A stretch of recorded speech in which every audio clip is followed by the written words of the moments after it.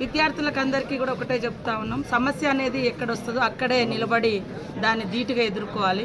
ఎందుకంటే చిన్న వాటికే కుంగిపోవద్దు. మీ తల్లిదండ్రులు ఎన్నో కష్టాలు ఎదుర్కొని మిమ్మల్ని చదివిస్తూ ఉంటారు. తక్కువ మార్క్స్ వచ్చినాయనో లేకుంటే మనం ఏదైనా మిస్టేక్ చేస్తే అది బయటకు వచ్చిందని బాధతోటి సూసైడ్ చేసుకుంటూ ఉంటారు. లేదా హాస్టల్స్లలో ఏదైనా చిన్నగా మాట్లాడితేనో లేదా ఏదైనా వేధింపులైనాయనో ఆత్మహత్యలు అటువైపు వెళ్ళకుండా ఎదిరించడం, ప్రశ్నించడం. నా లైఫ్ అక్కడి నుంచే స్టార్ట్ అయింది.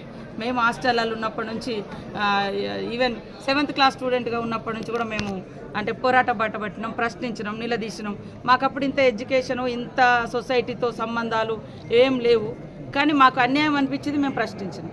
ఇది తప్పు అనిపించింది, మేము ఎదిరించినాం. సో ఇప్పుడున్నటువంటి స్టూడెంట్స్కి చాలా అవకాశాలు ఉన్నాయి.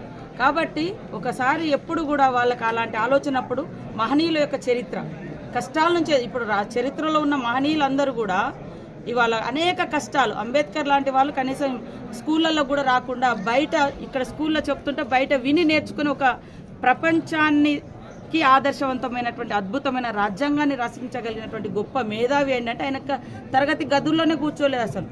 కాబట్టి స్టూడెంట్స్ అంతా కూడా అట్లాంటి మహనీయుల యొక్క చరిత్రను చదవండి.